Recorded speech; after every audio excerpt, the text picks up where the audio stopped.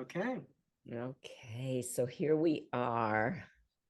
And I guess we could call this our wood season kickoff gathering. And Lonnie's going to speak in a minute about how we're going to be working our way into the wood element this evening. But before we do that, I want to do what we often do, which is to give the meta context for these conversations. So it's not just that we love getting together, we love being able to share with listeners some of these ideas, but it's also a very conscious practice that we're engaging in that we call an intersubjective dialogue. There's lots of names for what we're doing here, but it is a new or emergent form of conversation, we could say, that is inviting each of us to not only speak from our own perspective, but to be in awareness of the multiplicity of perspectives that are simultaneously present here, and how those perspectives mingle and mix and actually constellate in a kind of field of presence that is greater than any of us alone. And we've been engaging in this process for, I guess, almost 2 years now, which is amazing. And over this time, I myself have been increasingly aware of other groups and gatherings that are engaging similarly in a process of what's being called dialogue, but specifically intersubjective dialogue, where the listening to the group field is as important as speaking our own ideas or perspectives. And it is in itself a kind of emergent new possibility that seems to be kind of blossoming all over the planet. I mean, it's happening in lots of places. And the reason I think that it is emergent in this way is that it is, in a sense, the leading edge of where human consciousness is moving now, moving beyond the imprisonment of an isolation of the ego into a way of being present in our own unique identities within a field, within a collective. So it's an exciting, almost as if we're opening a conduit right here, right now, to a different way of being together. And we're always surprised by what emerges. But the thing that I've been very aware of and wanted to speak to specifically tonight is that what I'm watching, what I'm aware of as we're doing this and we're doing it together, is that the practice requires a kind of bivalent attention. It's a different kind of attention than we're used to, not just focusing on what I have to say or what the other person has to say, but a kind of oscillating between what's happening out there in our field and then what's happening internally on a sort of somatic internal response level. And through that oscillation between intersubjectivity, how we are together, and intrasubjectivity, how am I inside in my response, something new begins to emerge. And that newness is almost like a third awareness, or third that doesn't belong to any of us alone, and yet couldn't be here without each of us being here. So this oscillating between the internal responses of the somatic kind of knowing and the outer build of the field is kind of what we see as the conversation grows. And I would say, for those of you who've been listening or tune in, to also be in awareness yourself of how the conversation lands in you the feelings, the somatic responses, and notice the energetics of the conversation as it kind of blossoms through the time we're together. So that's what I wanted. Those have been on my mind very much, this bivalent, the necessity to learn to listen in and listen out, that we're all practicing together in order for this third kind of magical movement to happen. So I'm going to turn this over, Lonny, to you with this idea of emergence, like that we are emerging something here. And great, thank you, Lorie. That's beautiful. So we had the idea that over the course of the seasons that we would do one for each element, beginning now with wood. And wood is about emergence, and it's about radical perspective and all-embracing perspective. And I always consider that the liver channel, in a sense, begins with kidney 1 on the bottom of the foot, the eye on the bottom of the foot staring into the abyss, channeling from kidney 1 to liver 1 and up through GV20, the eye on the top of the head, looking up toward heaven. So there's this radical perspective and absolute embrace of the striving toward intuiting the deepest root all the way to the striving of the outermost branch. And spring is about new beginnings. Liver, gallbladder about decision-making, planning, ultimately about choice. And I'm reminded of gallbladder 24, the characters for it being the sun and the moon. And when we put those together, we get the image of clarity and also the character for enlightenment, for enlightened consciousness, Ming, for illumination. And there is something about new beginnings. There's a perspective that we can awaken to, a sort of shocking perspective, which is the ultimacy of freedom of choice. We can awaken in one moment. It just takes a shift of awareness. Most of us are conditioned for genetic basis and cultural reasons, reinforced to a relative reality, a relative perspective, a biographical self, born in time with so many years of life experience that will end and die in time. And that biographical self becomes our reality.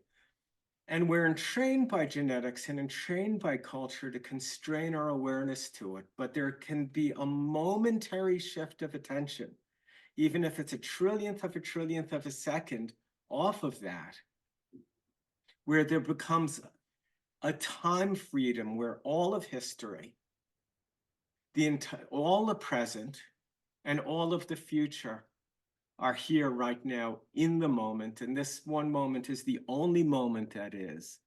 And in that moment of, we can say, an appearance of an absolute awareness of the freedom to choose, we can see that we actually have the potential to make a different choice, unconstrained by history,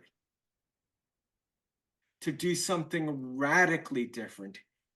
Anyone who ever gave up an addiction at one moment had to make a choice, I'm not doing this. And they might have had to make that choice 100,000 times a day for years and years and years, but there was one moment where we decided, I'm done, the karmic line ends here. And we make that choice. And this has been a truth in my life. Now, we have that choice. We see this in a moment of clarity. And when we commit to it, then we tend to meet every force in heaven and earth that supports us in continuing with that choice, and every force on heaven and earth outside of us and within us that opposes us being able to stick to that conviction. And then we have to confront the history and clear the shadow and confront all the structures in culture, both within our own minds and culture outside of us, that resists this commitment we've made to doing something deeper, higher, wider, better, taking things further, starting things anew, beginning things fresh. And it's in gaining some degree of success, some degree of victory in that path that I've experienced gaining soul depth coming from what it's actually taken to live up to the commitment that I made in that moment of radical clarity, and a kind of spiritual self-confidence that all of the storms that might be generated, all that wind and confusion that in the spring that might be generated as forces of resistance to consolidating that new self, as some measure of victory is gained in the face of that, there's a confidence that on the other side of every dark night, there's a new light, there's a new beginning, there's hope. That liver 14 to lung 1, kind of where aspiration meets inspiration. And so it's just, I think I said this in the last talk. I can't remember if it was our last talk or another one I did recently. But as I look around the world today, we look at this conflict in the Middle East. And I think we can say it's among, if it's not the most, it's one of the most historied, complex social dynamics on the face of the earth. And the conflict's been going on for a long time, and there's a lot of history, and yet it's apparent to me that there is the imminent possibility that it could just stop, that a choice could be made, that when the heart breaks, if enough heart breaks on each side, the choice can be made, we can't go on doing this. We have to stop. We don't have to stop in the future. There's no future we can stop in. The only time we can ever stop is now. And it may be naive of me, but my life experience leads me to believe that if this is true for me as an individual and other people I've seen make such choices, that it can be true for culture. And that we're at a time of environmental peril, and things are heating up all over the world, both actually and figuratively. And wood gives us the ability to awaken and make a choice for a new beginning. And I have, as a wood constitutional type at least, I have complete, supreme faith, and not just faith, but actual experience that this can be done. And so I thought we could all look through the eyes of the wood element in the context I've created, and just talk about the possibility of radical new beginnings in a way where the vision of them is inspired by the momentary recognition of at least the appearance that anything is possible. There's no inherent limitation. And for this moment, we're unconstrained by history. And then, of course, in time, we're going to find history that needs to be dealt with will show up. But it can be approached rather than from being entangled in it, from a few steps back from it, a few breaths back from it, with a bit more objectivity.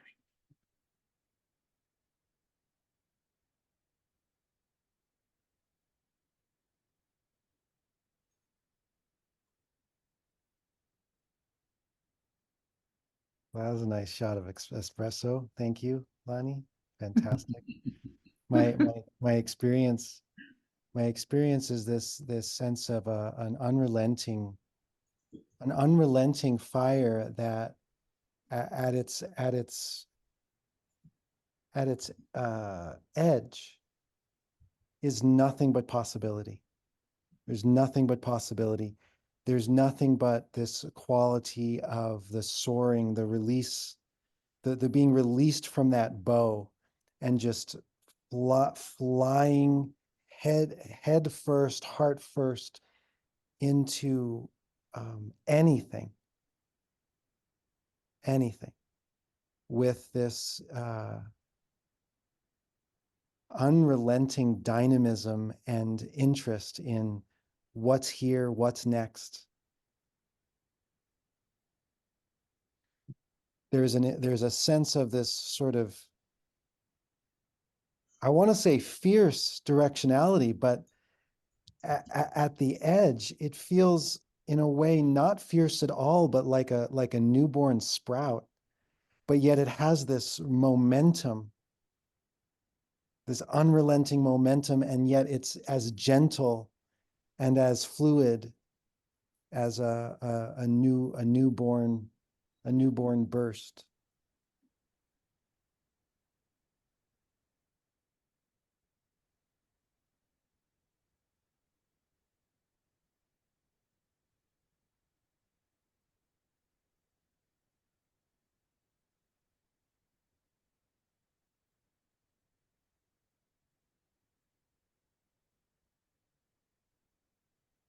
With all of this,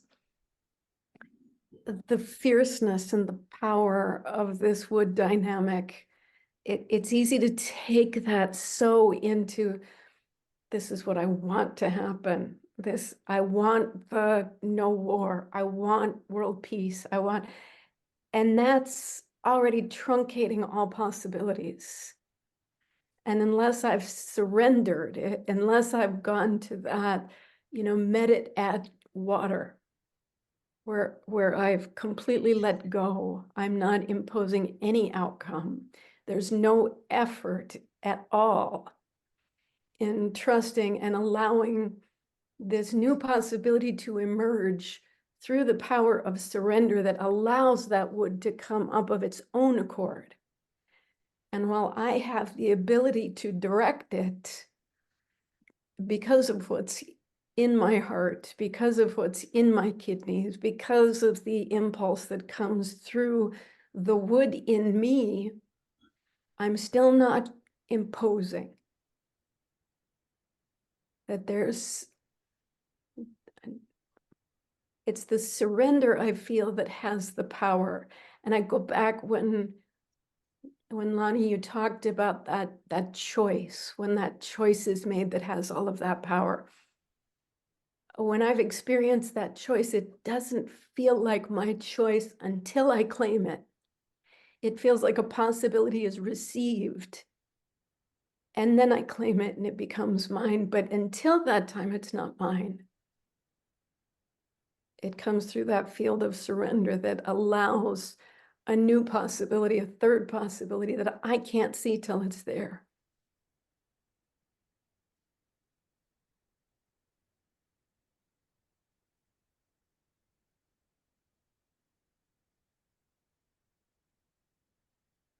I have to agree with Randine. For me, that experience of that impulse moving forward often comes with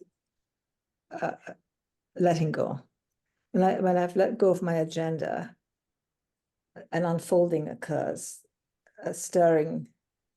The intent moves ahead with its own momentum in the direction of my heart's desire. Mysteriously unfolds, as if my soul can orchestrate the heart's desire without the constraint of the ego's intent. If that's sort of how I feel it. Is an aspect of what Randine was just verbalizing.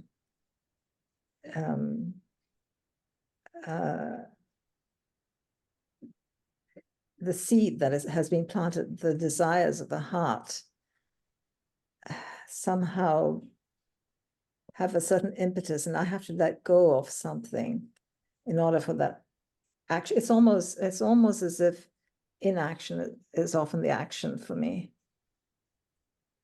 Inaction meaning the holding back of too detailed a planning or a constraint through um, um, over planning maybe, or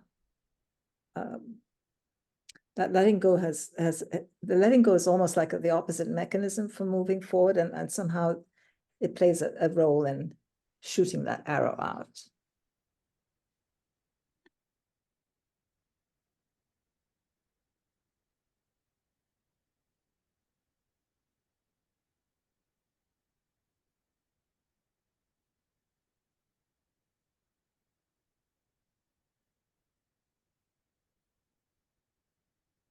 Somehow there's an opening between the objective and subjective, which is that third point of awareness that Lorie was addressing, that what I call transdisciplinary, what people call transdisciplinary state of awareness, sustains both the intention and the sacrifice to the moment. And for us as human beings, we must have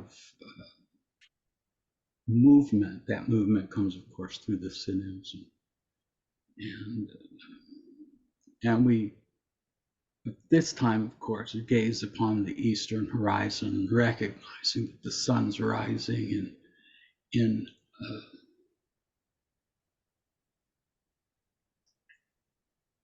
a cardinal space of motion and evolution, and we are part of that. That temporality is the emergence. It's the emergence in the first quarter of the moon.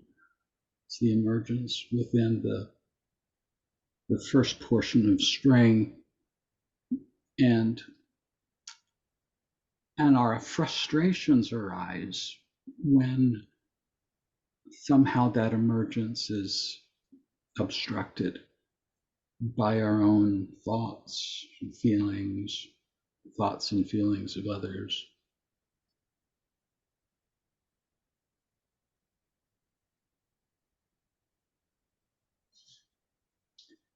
And as Lonny was discussing the notion of deeper, wider, and further, that very resonance of wood with the planet Jupiter and its whole concept of expansion and beneficence and all the virtues that go with this positive state of wood really ultimately would be just thrown into the fire and burned as a sacrifice to an awakening. And that awakening is the emergence from the liminal zone that the wood brings. It's nascent and emergent. It's liminal. It's not fully awakened. We come into that place of full awakening through that sacred flame of sacrifice.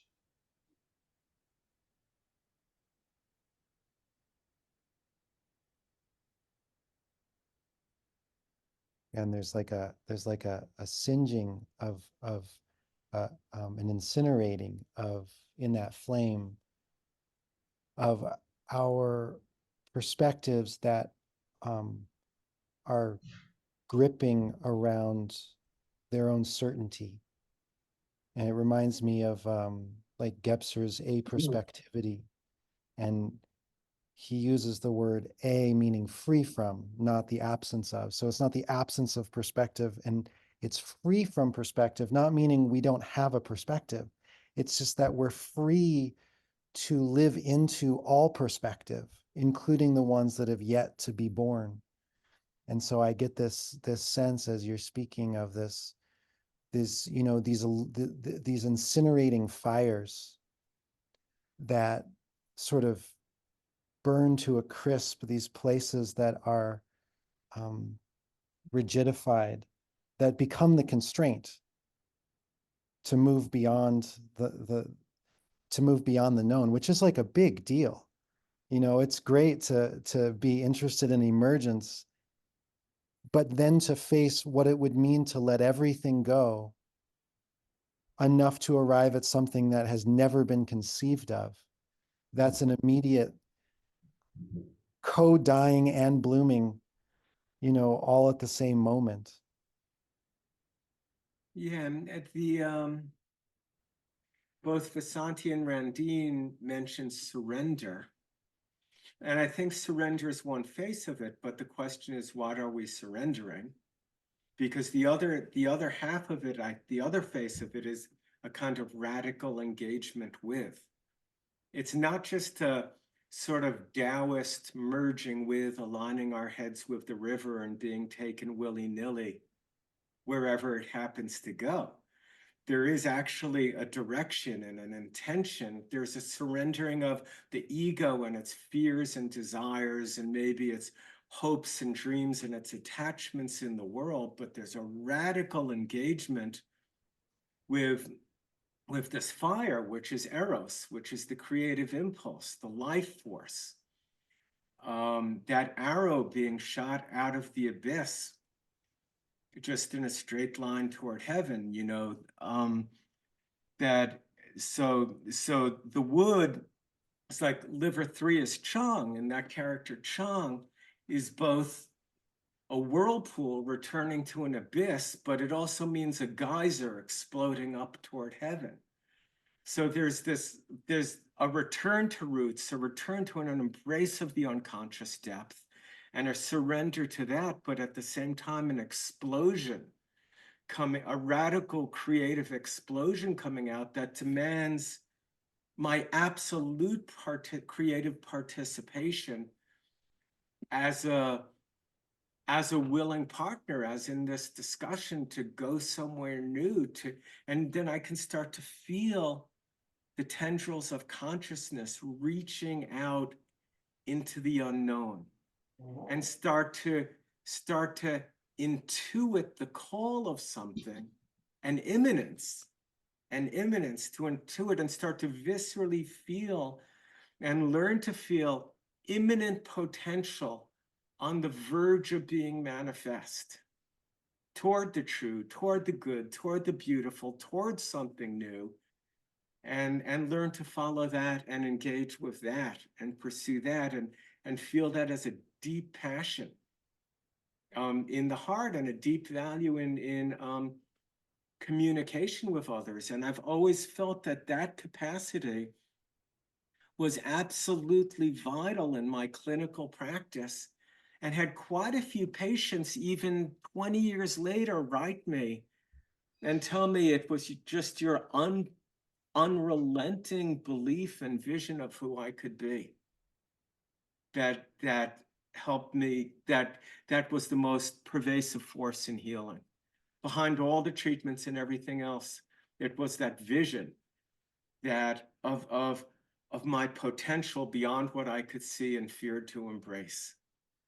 And it's not that I ever knew exactly what they should be doing, but it's just doing the points, doing the herbs, and in relationship, catalyzing the release of an imminent potential, that they became too oriented toward that in their life in a way that mystery, you know, revealed itself and birthed itself in front of us, and sometimes many, many years after we had stopped working together. Lonny, I think that's very well put. When I said surrender, I think it was the surrender of my ego that may be rooted in fear and clinging to a certain kind of plan to soothe itself. When I release, when I release that desire to plan and constrain, as I said, it's basically rooted in fear.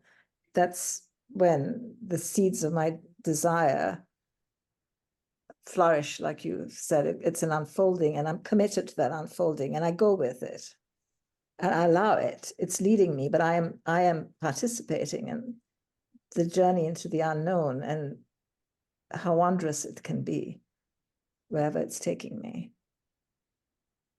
if that clarifies that use of the word surrender earlier on. I thought that's what you meant. I was just elaborating. Yes, I think you elaborate well. Do indeed. Thanks for setting us up at the beginning. And there are lots of sensations in the field there as I was listening to all of you. I think the what's emerging for me here as I'm listening to the conversation is this tension between that element of wood that is moving forward, that is momentum, that is explosive power, that instinctually wants to pop forward, just like a sprout is all instinct. When it's like here in Oregon, we had cold winter, and then all of a sudden there was 70 degrees, and immediately you can see the magnolia flowers and the plum flowers burst forth, just following without thinking this impulse of nature. So it's this momentum, and on one side, and on the other hand, there is wood is being generated by water, which is the annihilation of winter on one side, and the softness and flexibility that the bamboo has in a tree as it sways in the wind. Without the water, it gets brittle. And that is indeed in my own life, the sort of the uh, one thing where you always have to examine this drive, this tendency to want to move forward. Where is that coming from? Is that the structure of your ego and the desires of some kind of miasmic thing? It's like, you got to be a doctor, you got to be a lawyer, you got to be a good son, you got to be a good husband and a good person, and this is what this defines, and now you are following that construct and put all of your energy into it? Or is it actually the opposite of what Lonny was referring to at the beginning, is this exploding? Because in a certain way, spring is explosion, right? If you put the word explosion anywhere, it would be there. It's this sudden change, right? Yin yang, spring and fall. You've got the 变化, the change, something out of nothing is spring, and something going back into nothingness is fall and winter. And so the emergence is very often explosive, and explosion deconstructs. It's annihilating everything. And so the sensations I had in my own life, where I felt like exactly what Lonny was describing, some kind of brilliance of the heart, not the mind, but some certainty, some inner certainty, where regardless of what other people think, regardless what you thought before, this is being exploded in a moment, very often, in my case, very often through life-threatening disease or so, where all of a sudden everything, the safety mechanisms go out of the window, and you just feel like, okay, this is all the stuff you thought before was important, not that important anymore, and I'm going to build something completely, or follow a completely different voice here. And without that, I wouldn't be in the field of medicine. I would have been doing something completely different. But that's exactly, I felt like that was an impetus that was not only did feel right and didn't come from the brain, but from here, or from a intracellular space, where you just felt like you were acting for once in unison with some kind of universal momentum. It wasn't just you against the universe or in the universe in some kind of separated shell, but moving forward in a place of true integrity, and where all of a sudden all the concerns about societal constructs were not there. And I often think, like Lonny myself, if you can do that, and I see that in my patients, where there is a certain conditioning and people seeing perhaps through their disease, that this is not working for them. And then all of a sudden they embark on something completely new that works not just for them, but their environment. There is you go like, why not a whole culture? Why not a nation? Why not the world? It's right. We are in a medicine that talks about resonating layers. So we have different entities that are technically, theoretically all the same. So I always hope for that something is, instead of doing always the same things, right? This is the painful thing. If we study history, it's this rise and fall of empires and crazy people who have this huge ego, whether that's the money or politics or so, that they are using the momentum inside of themselves to overpower, sometimes with military force or some kind of explosiveness, rather than something where something completely new emerges that is not repeating the old egoic kind of construct and pattern. And so that's the dualism, and right, that the hexagram that the Chinese use to describe the energy of the winter solstice is Fu, which means do it again. But in that doing again, we want to, so there is a pattern. It's always spring, and then comes summer, and that's fall, and comes winter. It's in that sense always the same, but it's never just a closed loop. It's a spiral. And as it goes around every year, every moment, there is a potential to be on a different plane and make a different choice and achieve that level of illumination and freedom that Lonny was speaking about. But I concur with all the other voices I've heard with the surrender, the water annihilation, and surrender needs to come first, because if there's any speck of ego left, then there's an agenda and there's a construct, and then that movement on this higher level is hard to accomplish. But not impossible. Not impossible, no. And there's always going to be more than a speck of ego left.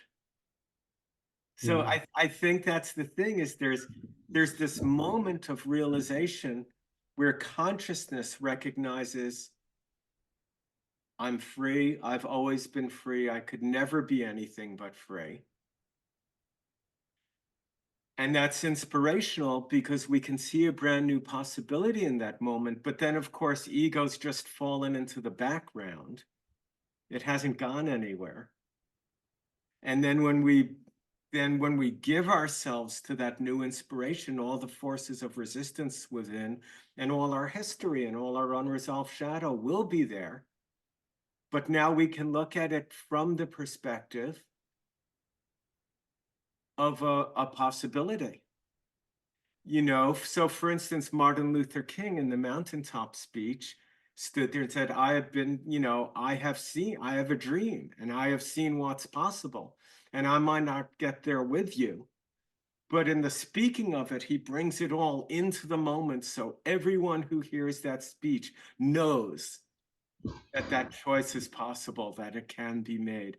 And then here we are, what is it, 50 years later? And we've had a Black president. We have a Black female vice president. There have been a lot of changes. We have Black arch conservatives on the Supreme Court. And there have been a lot of changes, and there's a lot of work to do, and there's still a lot of cultural ego. But in that moment of realization, there's this vision of a future possibility that we don't have to wait for the future to manifest. We're going to live it right now. And that's kind of it. For me, that's the inspiration of wood, that moksha, that instantaneous enlightenment. And then, of course, wood wants a sandwich, but earth has to get the seeds, plant the seeds, grow the seeds, harvest the seeds, separate the wheat from the chaff, chew the bread, digest the bread, assimilate it into the bloodstream, and so that there's energy to do it all over. So there's instantaneous awareness, and then there's all the process. But I'm talking to, what I'm trying to create is that perspective in wood of just that instantaneous sudden burst of realization of being unconstrained and anything's possible in that moment, the inspiration of that, the vision of that, the eros of it. No, we're talking about eros here. Nobody ever said to their partner, "You look really good. Do you think we can get together maybe in 7 or 8 days, maybe 7:15 next Wednesday?" And that's not what eros wants. Eros is like right here, right now. I'm really grateful actually that we're having this conversation about wood. I'm really glad we decided to honor the elements in some way here, but I think I'm also still really stuck on this other piece that's been very present for me about, when we talk about evolution or the evolutionary leap, I'm actually feeling present in this very moment to an evolutionary leap of my own understanding of wood. It's almost like for 40 years I've been living into the wood, the wood as what we're talking about, like I become that emergence, that daring, risk taking of the gallbladder to, in the moment of the huntun, in the moment of chaos, through that winter, taking the risk to sprout in the character itself, that in the character for chaos, the seed sprouts into the wave crashing over it, and it doesn't care. It's going to do that sprouting of the self, risking everything. And I love that energy of wood. And it's been the energetic of wood that I've, kind of held and supported and cultivated. But as we're speaking about this evolutionary impulse and listening and being in this sort of cubistic conversation, what's coming to me very clearly is this other aspect of wood, which is its virtue. Because you say, oh, well, how could the virtue be if I'm all in this emergence of self, also the virtue of benevolence? And what's coming to me as I'm listening is that the emergence, the new beginning here that we're actually talking about is having at the same time that tension between the I become, I insist, I commit without hesitation to the becoming of myself, while at the very same time, I'm holding the benevolence of all beings, that through my becoming, all beings can become. That, and thinking in terms of right outside, the way that the tree becomes itself within a community. And that is actually that is the evolutionary, in this very moment, what we're talking about, the new possibility or the new beginning, is to live into both of those at the same time. The I-ness as well as the we-ness of the forest. And even in the character Weiji, for the crisis point that we're at, that part of that character is speaking about many trees, that it's not just one, that somehow the choice has to do with the manyness of us, as well as the singleness of my emergence. So that's what's been circulating as I'm listening, like how do we live into that as an emergent evolutionary impulse in this very moment? as we enter this spring.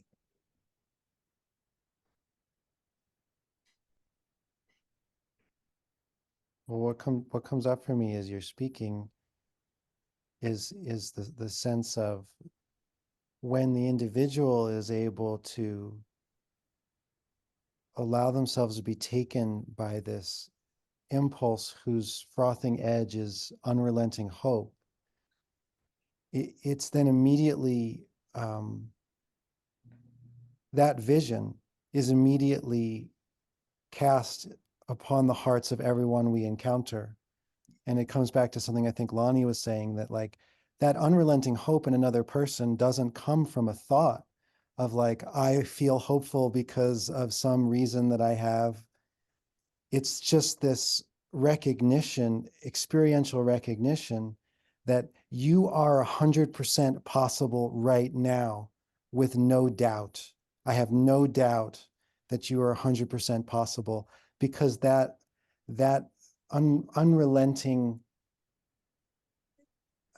arrow is moving through my own heart.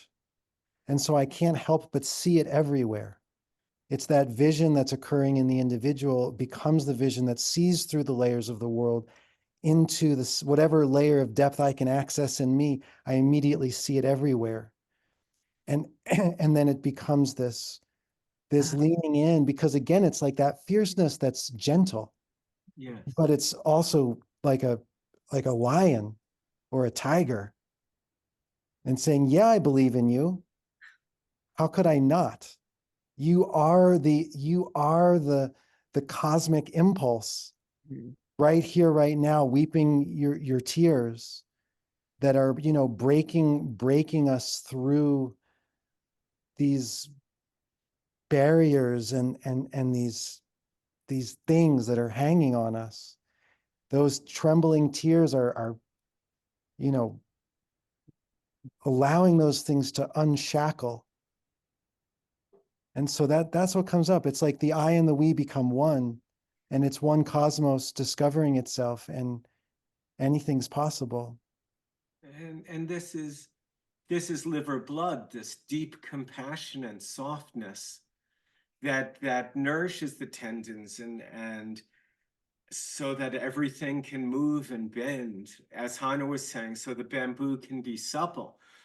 So there's this relentless positive growth, this Buddha nature that we're talking about, that we awaken to in ourselves. And then, as Alexandra says, we see this in everything. But there's also a deep, compassionate embrace. It's not a question of, okay, change now, change now, change now. It's just holding the heart and the patient and ourselves and the planet without any inherent sense of limitation. Not indulging an inherent sense of limitation, and then being open and interested, but also passionately engaged and committed too. It's amazing, because as you both are speaking now, I'm realizing that I'm actually sitting here drinking maple sap. I didn't even, when you spoke of that, and tapping this maple tree right now, and the absolute that givingness of the wood, it is a different, it came to me in that moment, right? Like when we think of that fierce sort of eruptive quality, there's also like, it's just, this tree is out there giving me this water every day now. And it's a very old tree. It's a tree that actually is dying. And it's still offering me this elixir. It's blood. It's blood that it's just giving. I just tapped a little bit of invitation into the tree, and she's just like, here I am. This is your clearing drink for the spring.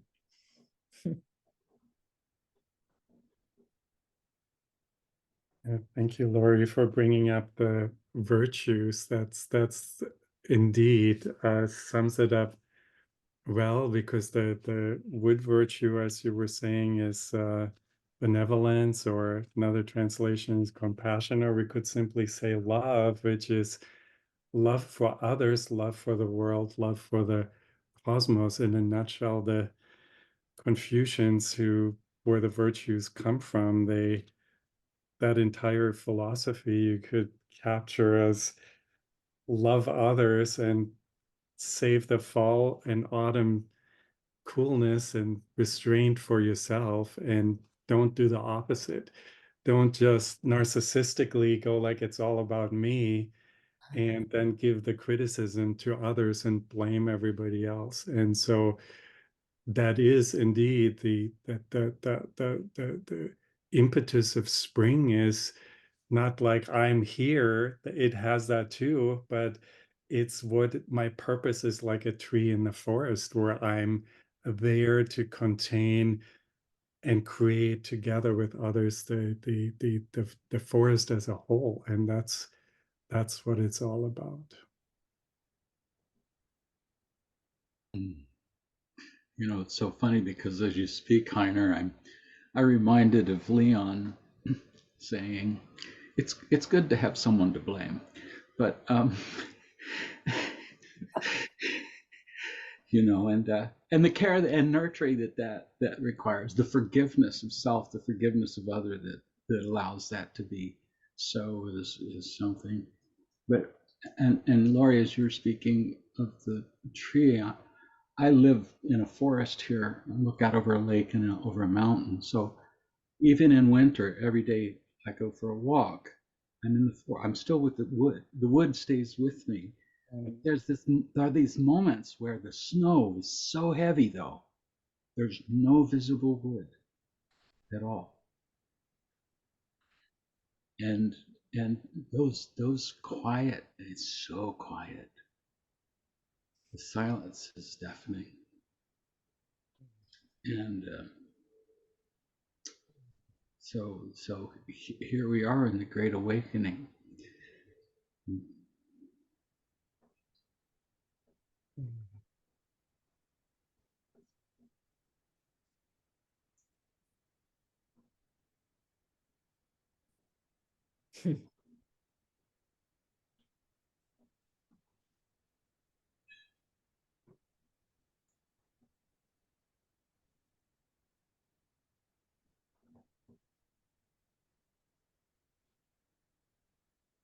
I'm very grateful that this particular tree came present. It was just like all of a sudden I'm like, oh my gosh, I'm drinking this water right here. And as we're sitting, and this tree is probably going to come down soon. It actually sacrificed the top of itself a couple of weeks ago. And what I'm really aware of as we're talking is that even as this tree is dying, it's still offering, it's still giving of its own water, of its own blood, just to me, but also to its branching into all these creatures that live in it. And so really, it's kind of a revisioning of, how we often hold that moment in the Shen cycle as, this emergence of the self, but it's also this entanglement in the great, in the wholeness.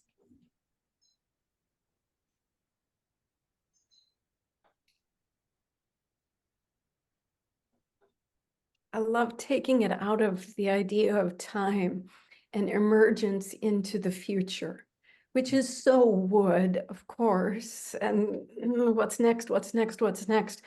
And this idea of expectation and creating a better world and all of that impulse, but going back into that sense of, that the Sheng cycle and the reverse Sheng cycle are simultaneously going on, that the death and the birth are simultaneously going on, that the tree is dying as it gives itself to the new possibility, and that emergence that comes out of now, which I believe is true hope. Like hope without a future is the most potent force there is.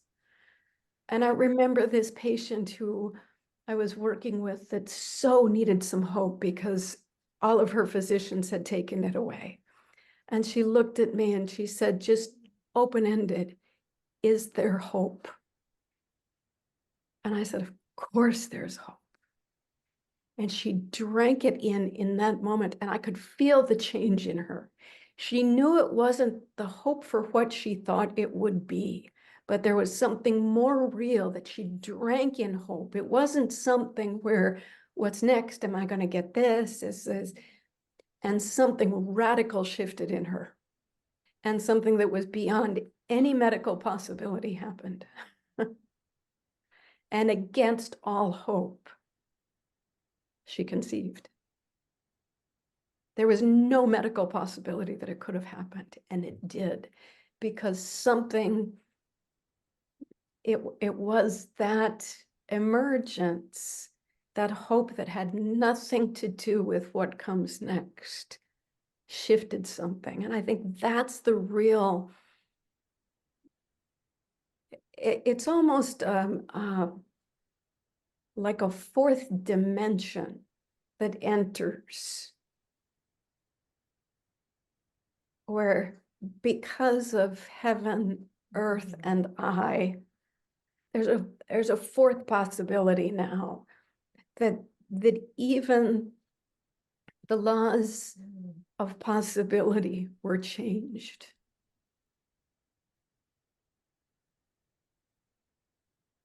Well, the wood isn't just this exploding forward, it's got the deepest roots.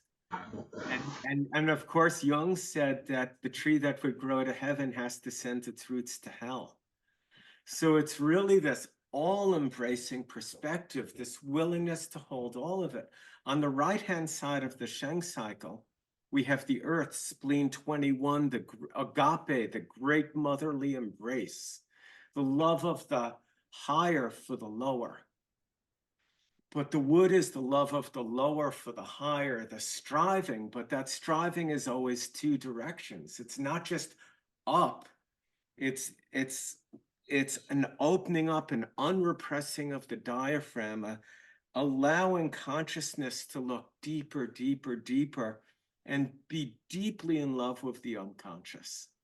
So we're not, those tendrils aren't just going up into, in quotes, a future, because the only moment is now. There's this bilateral movement, you know, of this bidirectional movement of greater depth, greater height, and that depth is a soul depth, an increased relationship with the unconsciousness, not just this intellectual bursting into the consciousness. And this is a 360-degree perspective embrace with no inherent sense of limitation. So of course, liver 14, gate of hope, goes to lung 1, and liver 14 is this aspiration, and lung 1 is inspiration. And these two join, and then there's no, to practice medicine with the sense of no inherent limitation. Just no inherent limitation. There's always hope. When a doctor says it's impossible, they always mean if you listen to me.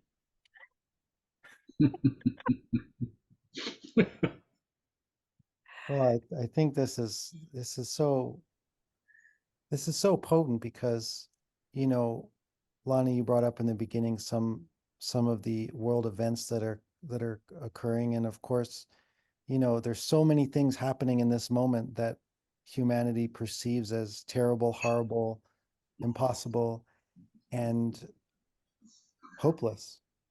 And what I love this notion of hope without a future, because what often seems to happen is that the hopelessness comes from looking at the current conditions and then trying to look into the future and not seeing a way out. Yes. And this turns it upside, this completely turns it inside out and upside down and say, well, yeah, but what we're exploring here is a hope that doesn't require a future.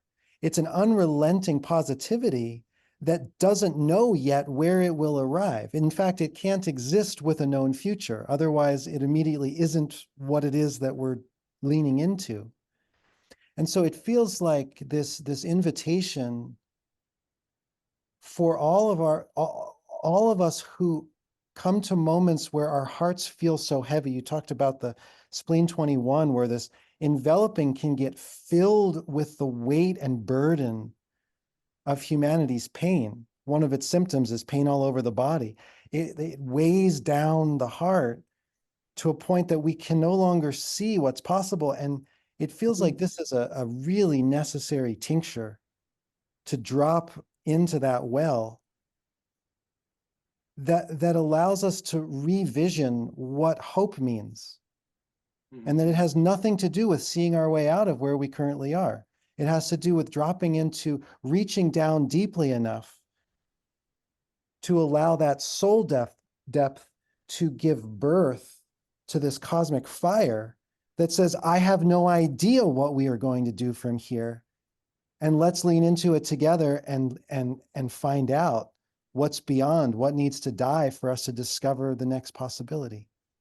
That hope without a future, that is Tom freedom and aperspectivity. That's a beautiful, I hope without a future. That's beautiful. We need t-shirts that say, we should start a hope without a future foundation.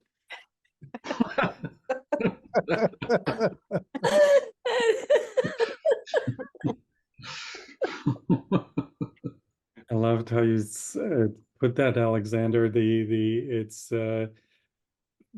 that situation is like the wood phase, right? One of my teachers always said the wood, earth, those things, they're really different phases of movement. And so of course wood is starting and winter is ending, and then the other ones are in between stages. So in terms of a human lifespan, then wood is of course a birth and infancy.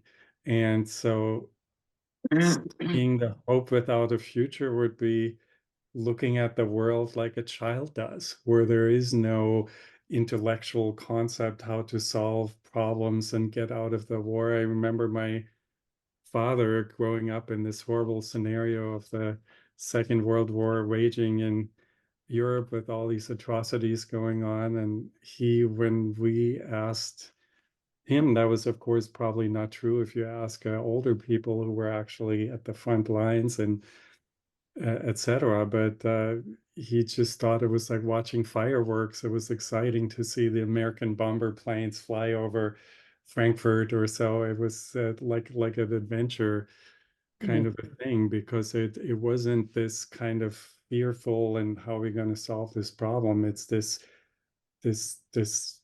hope without a future. It's you living completely in the here and now. And we have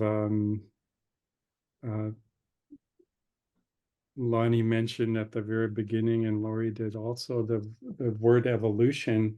This kind of, as we trying to grow, use this impetus of the new beginning and of wood, and as we trying to develop ourselves and evolve in this lifetime and become wiser and enlightened, really, in the end, it's like the Tao Te Ching says, we can only really become fully enlightened if we return to come back to this child consciousness and let go of all of these constructs that really, if you could make them visible, these intellectual constructs, they would be like heavy baggages attached around our neck or so, and just make us depressed and everybody around us as well. So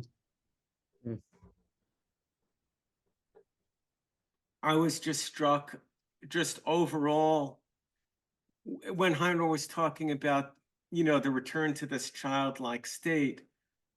Of course, we're not talking about just a pre-personal simplicity, but the evolution to a post-personal simplicity. And also to say but I think what's the same with the child and the sage, the post-personal sage, is this lack of cynicism. And I just understand that cynicism, this inherent conditioning of the mind, of the heart by the mind, to just limit our perspective to what's already known, and to only be interested in what we already know, and to just that kind of cynicism is a poison to the heart.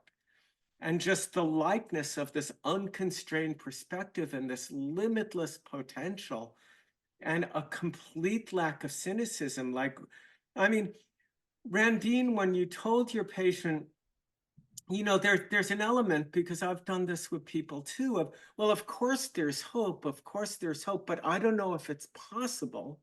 I don't know if it will happen, but there's always hope because we just don't know. And I can't be cynical about the possibilities, so we'll give it everything and we'll find out together. And to me, it's just the optimism and the evolution of wood, but there's something very deeply compassionate because it's actually the context in which the heart can thrive, because it's unconstrained and limitless. I don't know what the outcome will be, but let's give it everything and we'll find out. And if it doesn't happen, then we know that we did everything we could do. And there's something liberating in that. And that's all you can do is everything you can do. You can't do more than that.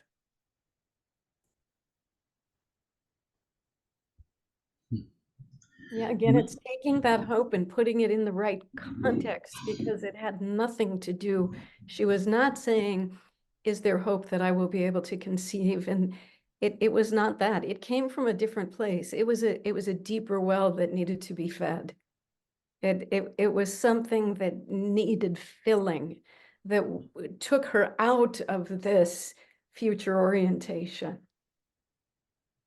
And Randine, you also brought an unbounding resolve to the notion of hope in that moment.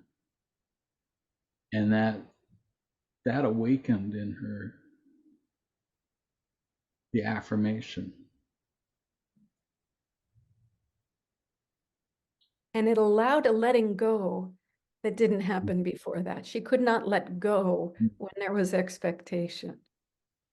But in that unconditional hope without a future, she could surrender to that. Mm-hmm.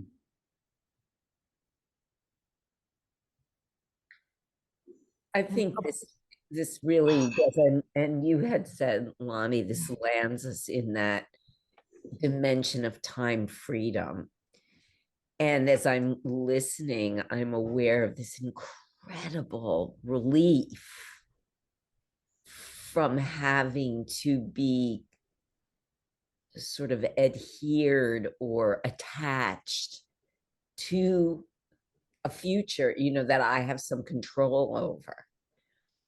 And in letting go of that and allowing or opening to hope as a presence, as opposed to a futurity, something really different begins to happen in my body. But I'm also aware a number of times when you said it, Lonnie, we don't know, but we'll find out together. And someone else, I think you, Alexander, in speaking to this mystery, you said something about opening to it together. And I think that I know I keep coming back to this theme, but it's very present for me tonight, that there's something about the evolutionary leap that we're talking about now in leaving behind the isolation of the ego that's been such a dominant kind of straitjacket for a very long time. And even in my thinking about the wood as I originally learned it, as this, you know, sort of momentous leap of the self, in really looking at it differently now, just in this very conversation that we're looking at a kind of weaving of possibility that happens without a plan or without but yet because of the multiplicity of weaving or the togetherness, something different begins to emerge. and that's also a kind of quality of the wood, which is different than how I've looked at it. You know, Thanks. Laura, you bring up the notion of gonna say one mystery. thing. You've brought it forward a couple of times, the idea of mystery, and that mystery is the pathway by which water nourishes wood, the pathway of the mysterious feminine, and that place in the depth of the cosmos from which an emergence rises into the full presence of being. Beautiful. Yeah.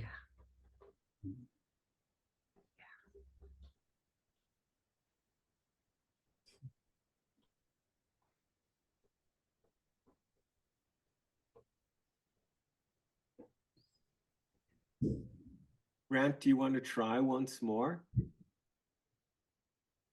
I just want to say, can you hear me? Can you hear me now? Yeah, but That emergence is mycelium, mycelial, that rather than a lone line of emergence, it is an emergent network, meshwork, mycelium, coursing in all directions through all things, the capacity to bring that perception to the whole, the wearing of which is only available to the whole. And that's all I have to say. So glad you said it. That was perfect. it's funny because as soon as you start to speak, your video freezes, but all of that did come through. And clearly one eye like this and one eye closed. I. Well, that mycelium, I understand, is wood's just 360-degree perspective. And you know, in these dialogues, of course, we begin where we look inside, as Lorie, we look inside and something comes and we speak and somebody else hears it and they're listening and they're feeling inside and they speak. But you can feel that mycelial connection between all of us. And I also think that, you know, for me, that perspective has always been in the treatment room, that it's there, that all of culture is laying on that treatment table. And that in my own life, my approach has been when I make a choice to do something new, to respond to a trigger, a challenge, in a way I never have before. And I may not know what to do, but I know I don't want to do what I've always done before because I know what the results are going to be. And I just want to do something new. And I know that what I've learned is when I do something new, it doesn't just change me, it changes culture. Culture changes. When I make a choice for something better, higher, deeper, it's not just about me evolving, it's consciousness itself is evolving.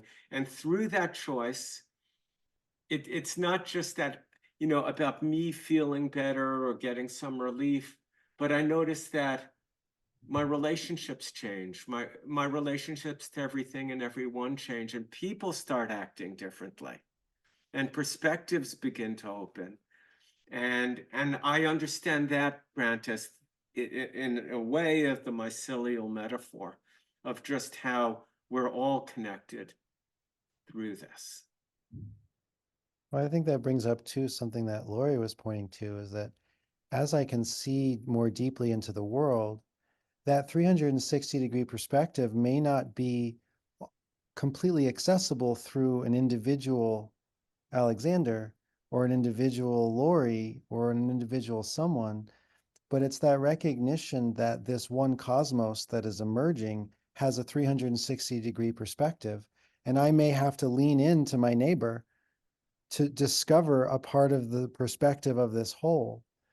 And so there's that way in which you have the sort of the driving upward of the wood, but then you also have that root structure that is, you know, as Lorie would probably say, tenacular. There's a kind of a there's an interweaving of root structure that has its own communication, because wood, as being the intermediary, you know, it's the intermediary between heaven and earth, but it's also the intermediary on the horizontal between my neighbor and myself and all of culture and all of the beings and the non-sentience in the cosmos.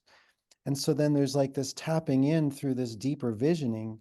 There's this tapping into the recognition that that all-pervading, omnipresent awareness is just that, and it's experiencing itself through a multiplicity of forms that are completely interdependent.